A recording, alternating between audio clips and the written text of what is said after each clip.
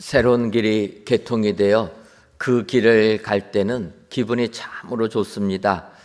새로 길이 열리다 보니까 못 보던 것을 보게 돼서 기분이 좋기도 하고, 또 새 길을 가다 보면은 포장도 새롭게 되어서 또 편안하게 가서 기분도 좋고 시간도 많이 단축되다 보니까 기분이 좋습니다. 예를 들어 제2 경부고속도로라고 일컫는 포천 세종 고속도로가 올 1월 1일 날 부분 개통이 되었습니다.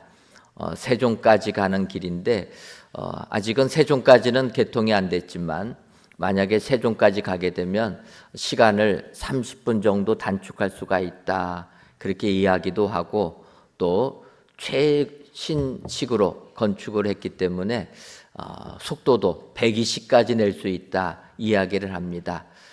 천안에 있는 백석대학교를 갈 기회가 있어서 이 제2 경부고속도로를 타보니까 정말 아주 기분이 좋았습니다. 이와 같이 새로 열린 새 길을 갈 때 그 길을 가는 것이 축복이라 이렇게 생각을 하게 됩니다. 이 같은 것을 영적으로 보게 되면 오늘 본문 히브리서 10장 20절에 그 길은 우리를 위하여 휘장 가운데로 열어놓으신 새로운 살 길이요 휘장은 곧 그의 육체니라 이렇게 말씀하고 있습니다. 하나님께서 우리들을 구원하기 위하여 이전 길이 아닌 예수 그리스도를 통한 새로운 살 길을 주셨다라는 말씀이기에 이 새로운 살 길을 찾아 그 길을 가게 되면 우리는 영생의 축복을 누리게 된다, 성경이 말씀하고 있는 것입니다. 오늘 교동문에서도 읽었듯이 이 새 길인 주님은 요한복음 14장 6절에서 예수께서 이르시되 내가 곧 길이요 진리요 생명이니 나로 말미암지 않고는 아버지께로 올 자가 없느니라 이렇게 말씀하십니다. 새 길인 예수님, 그 길을 걸어갈 때 우리는 영생의 축복을 누리게 될 줄 믿습니다. 하지만 길이 아무리 좋아도 우리가 목적지를 착각해서 다른 길로 접어들게 되면 결코 원하는 곳은 가지를 못한다는 겁니다.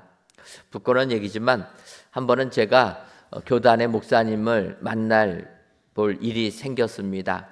그래서 주선해 주는 목사님이 그 목사님 만나려고 스케줄을 잡는데 워낙 바쁘시다 보니까 그분이 오산리 기도원에서 집회하는데 집회 끝나고 만났으면 좋겠다, 그렇게 약속을 하셨다라는 겁니다.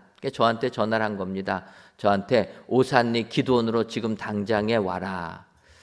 제가 그 전화를 받으면서 분명히 오산리 기도원으로 오라 그 목사님 말씀하셨는데 저는 어디로 갔냐면은 한월산 기도원으로 간 겁니다.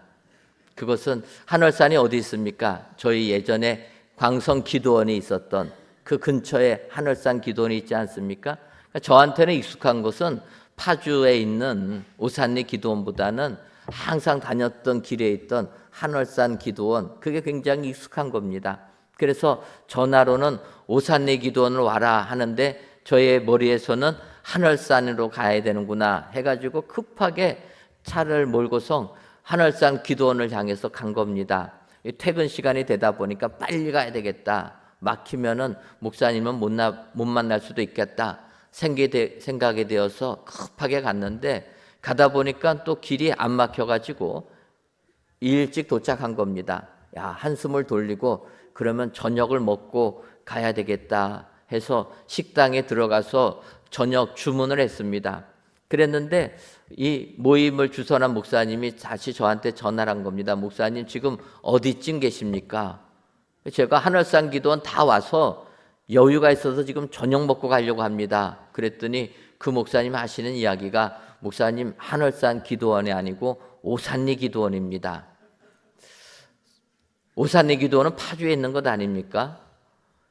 그 순간 식당 사장님한테 죄송하다고 내가 음식을 주문해서 먹으려고 했는데 급하게 나가게 돼서 주문한 음식값을 드리고 나가겠다 이야기를 하니까 그 사장님께서 아직 음식 안 만들었으니까 그냥 가라라는 거예요. 그래서 감사하다 인사를 하고 그냥 오산리로 달려갔습니다.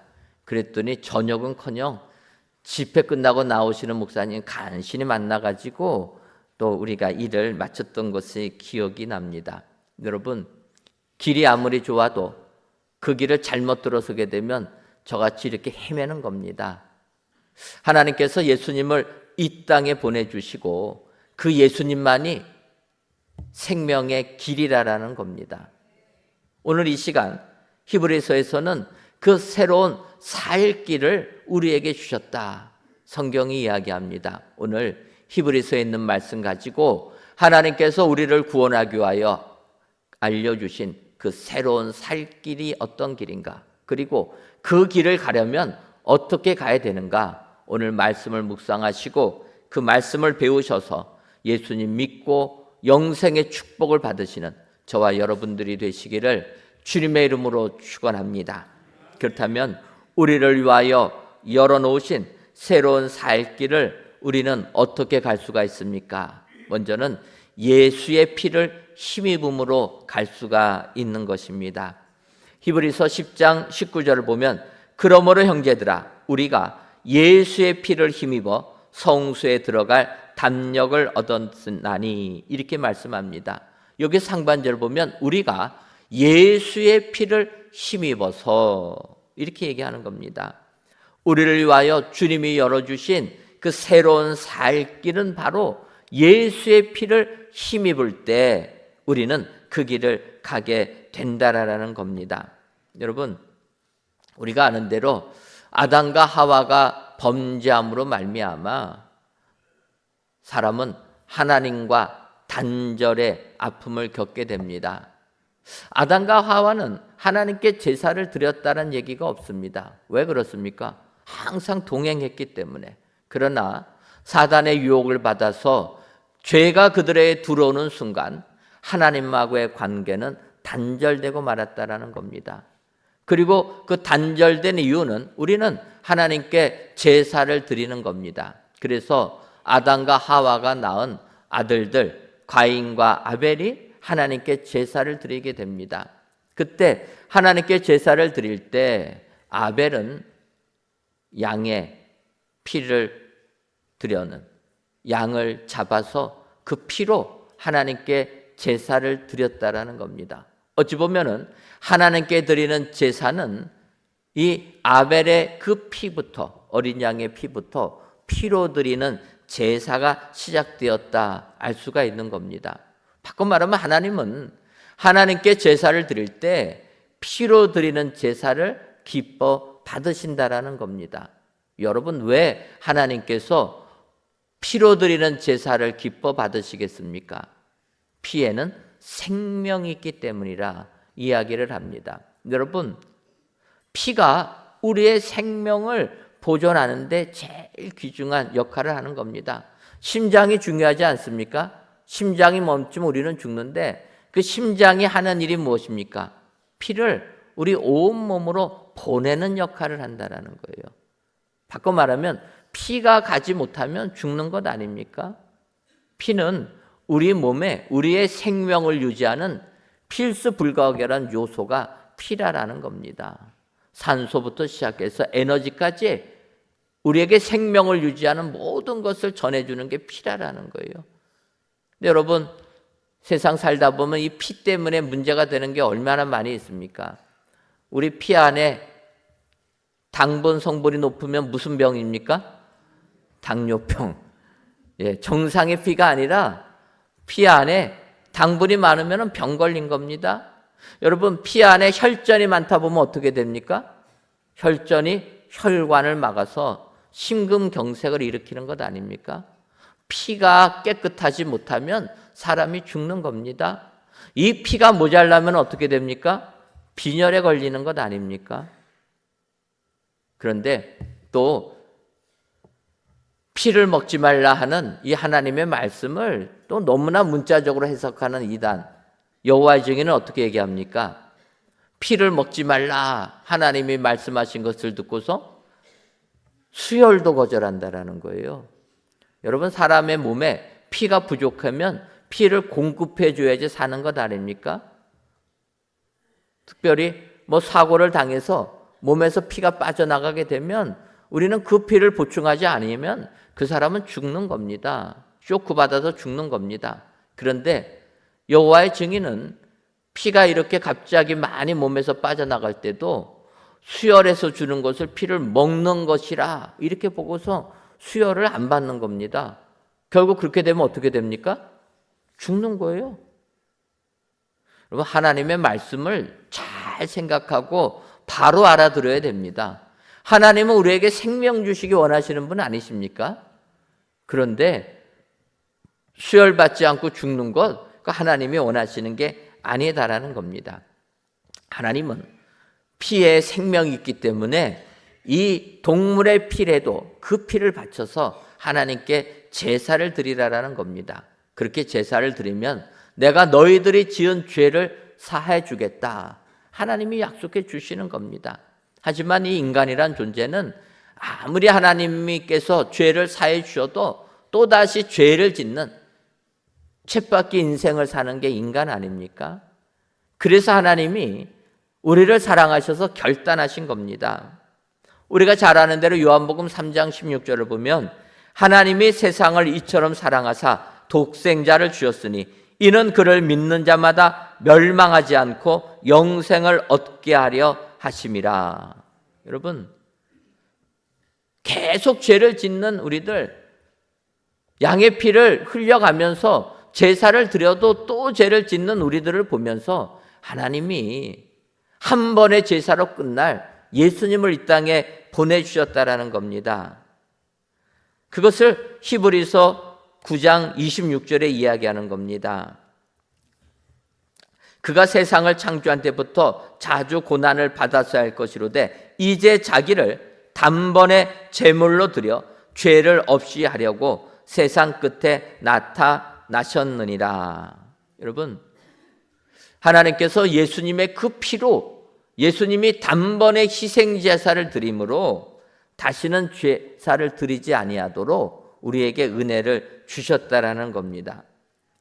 예수님이 우리를 구원해 주시는 그 예수님의 피만이 우리를 구원으로 생명으로 인도해 주시는 축복의 피가 될 줄 믿습니다. 오늘 히브리 기자는 히브리서에서 바로 예수의 피를 힘입을 때 우리는 새로운 살 길을 가게 되어서 영생의 축복을 누리게 된다 약속해 주고 있다라는 겁니다. 지금 저희들이 사순절 기간을 보내고 있습니다. 예수님의 그 십자가의 죽으심을 묵상하고 감사하는 그 기간입니다. 예수님께서는 우리들 단번에 그의 피로 제사를 드림으로 우리에게 생명의 은혜를 주셨다. 여러분, 오늘도 예수님의 피를 힘입어서 새로운 살 길을 얻으시는 은혜의 모든 성도님들 되시기를 주님의 이름으로 축원합니다. 다음으로 새로운 살 길을 얻으려면 들어갈 담력을 얻을 때 가능하다 이야기합니다. 히브리서 10장 19절을 다시 보면 그러므로 형제들아 우리가 예수의 피를 힘입어 성소에 들어갈 담력을 얻었나니 얘기합니다. 성소, 하나님이 계시는 그 장소, 그곳을 들어갈 담력을 얻었다라는 겁니다. 여러분, 왜 담력이 필요합니까? 용기가 왜 필요합니까? 왜냐하면 성소, 하나님의 임재를 상징하는 그곳은 죄인은 들어갈 수 없기 때문이라는 겁니다. 성소는 깨끗한 자들만이 들어갈 수 있는 곳이 성소라는 거예요. 깨끗하지 못한 자, 더러운 자가 성소에 들어가면 어떻게 됩니까? 하나님께서 더러운 자들은 죽이신다라는 거예요. 그래서 우리가 성소에 들어가려면 믿음의 담대함이 있어야 된다는 겁니다. 그 담대함이 없어갖고는 주의 전에 나가지를 못하게 되는 겁니다. 우리가 구약 성경을 보게 되면 하나님께서 성막을 만드시고 또 성소를 구별하시고 지성소를 구별하셨습니다. 하나님의 임재를 상징하는 법궤를 지성소 안에다가 두지 않았습니까? 그러면서 하나님이 이 성막을 거룩하게 하셨다라는 거예요. 그런데 그 성막 안에 죄인이 들어가면 안 된다라는 것 아닙니까? 하나님의 명령을 어기는 자가 들어가면 죽게 된다라는 거예요. 그래서 성막은, 하나님이 계시는 성소는 그래서 두려운 곳이라는 겁니다. 예를 들면 아론이 있습니다. 모세와 함께 이스라엘 백성들을 출애굽시킨 아론. 근데 아론을 하나님께서 하나님께 제사를 드리는 제사장으로 삼으신 겁니다. 그리고 그 제사의 직분은 그의 가문을 통해서 제사를 드리게 하는 겁니다. 그래서 아론에게는 4명의 아들이 있는데 첫째와 둘째 나답과 아비후가 아버지의 뒤를 이어서 하나님께 제사를 드리는 겁니다. 그런데 레위기 10장 1절과 2절을 보면 아론의 아들 나답과 아비후가 각기 향로를 가져다가 여호와께서 명령하시지 아니하신 다른 불을 담아 여호와 앞에 분향하였더니 불이 여호와 앞에서 나와 그들을 삼킴에 그들이 여호와 앞에서 죽은지라. 이렇게 얘기합니다. 하나님께 제사를 드리려고 나답과 아비후가 성소에 들어갔는데 하나님께서 명령하지 아니하신 다른 불을 담아서 하나님께 분향하다가 오히려 불이 그들을 삼켜서 죽고 말았다라는 겁니다. 여러분, 하나님께 제사 드리러 나왔는데 오히려 죽음을 당한 겁니다. 그러면 하나님께 제사 드리러 나올 수 있겠습니까? 지금으로 말하면 하나님께 예배 드리려고 여기에 나왔는데 여기서 하나님이 말씀하신 대로 제대로 예배 못 드렸다고 어떻게 됩니까? 불이 나와버리면 어떻게 됩니까? 한 명도 안 나올 겁니다. 그렇지 않겠습니까?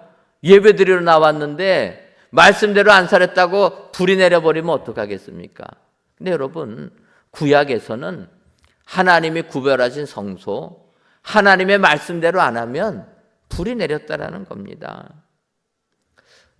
나답과 아비후가 그러면 왜 하나님이 명령하신 그 불로 드리지 아니하고 다른 불을 가져다가 드렸겠습니까? 성경에는 왜 그렇게 했는지 이유는 나와 있지 않습니다. 하지만 이 사건이 있은 다음에 하나님께서 경고하신 말씀이 이렇게 나옵니다. 이어지는 9절을 보면 너와 내 자손들이 회막에 들어갈 때에는 포도주나 독주를 마시지 말라. 그리하여 너희 죽음을 면하라. 이는 너희 대대로 지킬 영원한 규례라. 하나님이 이렇게 경고하셨다라는 겁니다. 나답과 아비후가 죽은 다음에 하나님께서 성소에 들어와 제사를 드릴 때는 포도주나 독주를 마시지 말라. 그리하여야 죽음을 면하게 될 것이라 이야기했다라는 거예요. 이 글서를 가지고 주경학자들은 나답과 아비후가 좀 술에 취해가지고 하나님께서 드리라는 그 불이 아니라 옆에 있는 다른 불 가지고 제사 드리다가 이렇게 비참한 죽음을 당했구나, 이렇게 생각한다라는 거예요. 좀 이해가 되지 않습니까? 술을 많이 잡수시면 어떻게 됩니까? 안 잡수셔보셔도 모르지만 여러분, 술 잡수신 분들 보게 되면은요, 지나가는 전봇대 붙잡고 비키라고 하는 것 아닙니까? 여러분, 전봇대가 사람입니까? 근데 전봇대 붙잡고 비키라라는 거예요. 술에 취하면 살이 분가를 못하는 겁니다. 그러니까 나답과 아비후가 무슨 이유인지는 몰라도 술에 취했다가 제사 드릴 때가 되니까 제사 드리러 갔다 하나님이 명하신 불이 아니라 다른 불로 제사 드리다가 죽음을 당했다라는 겁니다. 하나님께 예배 드리는 것은 하나님의 말씀대로 해야 되는 거지, 말씀에 순종하지 않고 더럽힌 자가, 더러운 자가 제사 드리면 불이 임했다라는 겁니다. 더 나아가서 우리가 성경을 보면 민수기 4장 15절을 보면 성물, 성전 안에 있는 거룩한 물건들, 성물은 만지지 말라. 그들이 죽으리라. 이렇게 얘기하는 겁니다. 20절을 보면 성소를 보지 말라. 그들이 죽으리라. 성소 안에, 지성소 안에 뭐가 있는지 궁금하다고 아무나 들어가서 보지 말라라는 거예요. 여러분, 우리들은 궁금하면은 못 견디는 것 아닙니까?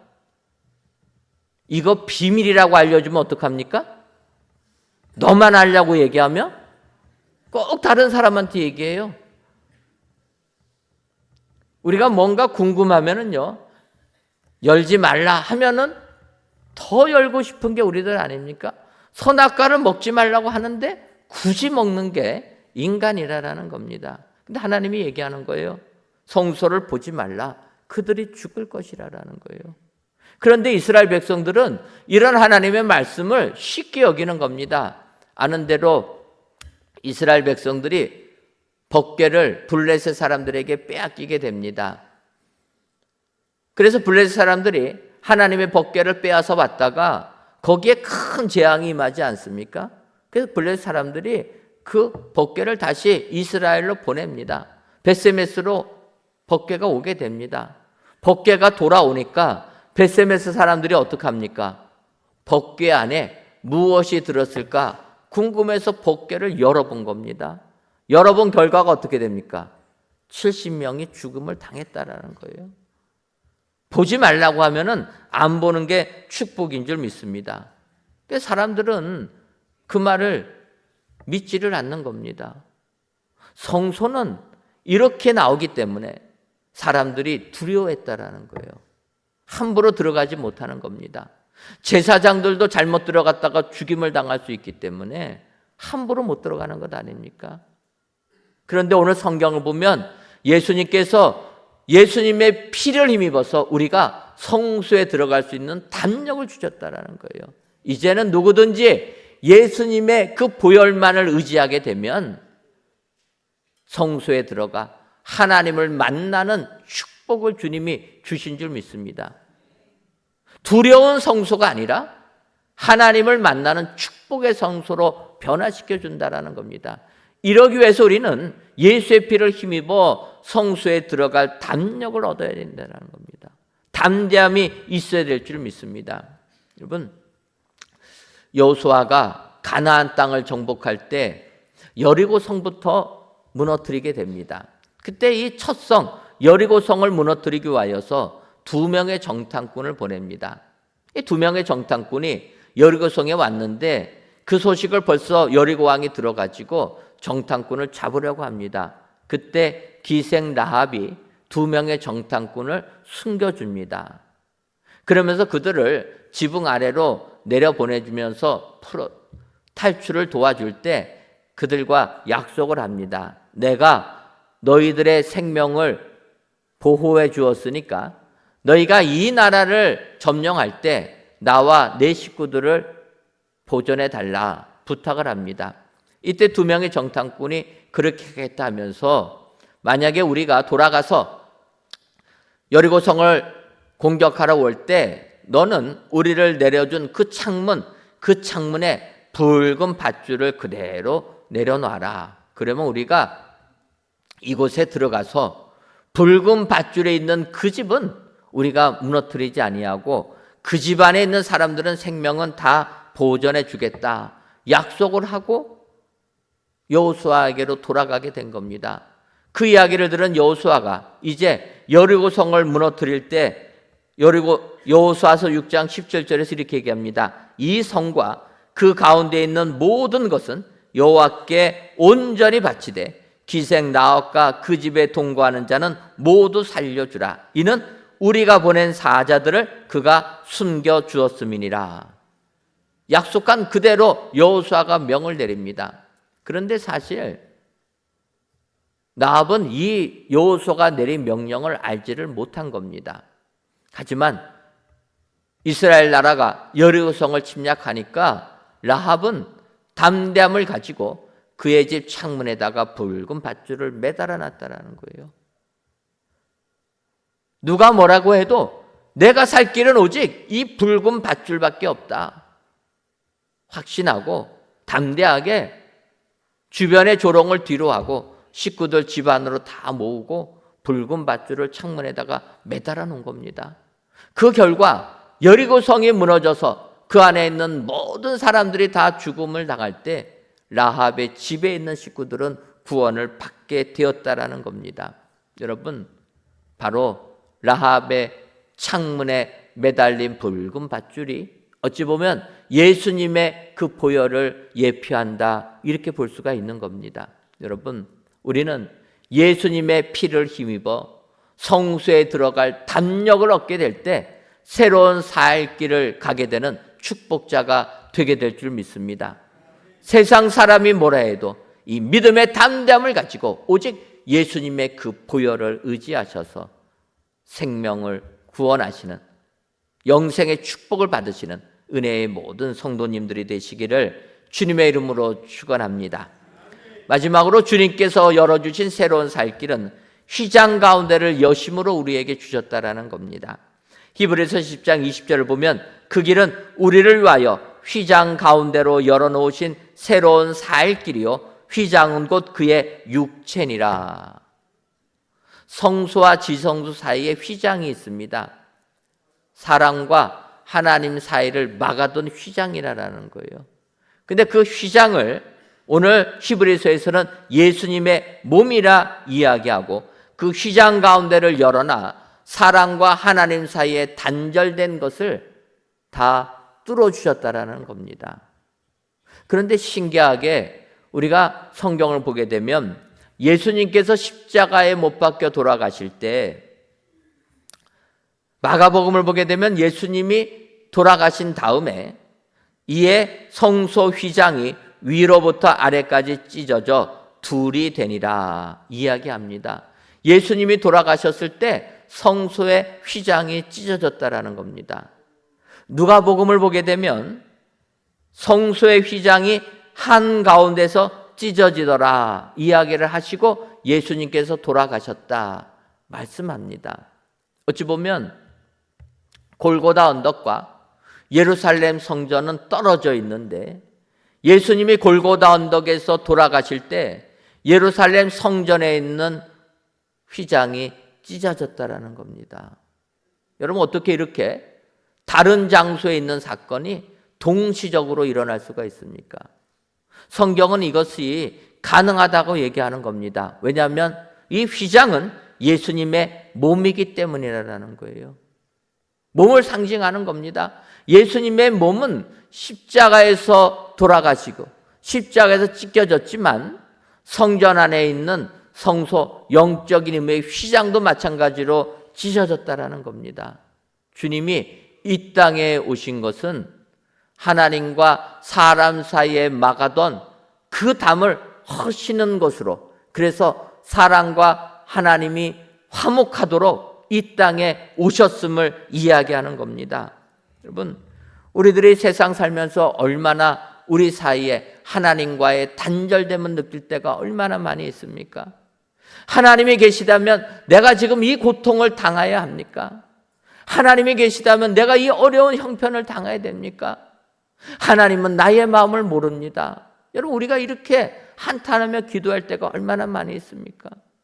눈물로 하나님께 처리하며 기도해도 응답이 없는 것 같고, 하나님이 계시다면 내 육체가 이렇게 힘겨운 병마와 싸워야 되는가 절망할 때가 많이 있다라는 겁니다. 여러분, 그 원인은 아담과 하와 이후로 우리는 하나님과 단절될 수밖에 없다라는 겁니다. 아무리 하나님께서 율법을 주시고 또 제사를 받으시면서 사람과 하나님 사이의 관계를 회복시키려고 해도 죄인인 인간은 가까워지지를 않는 겁니다. 하나님을 알려고 해도 알려지지가 않는 겁니다.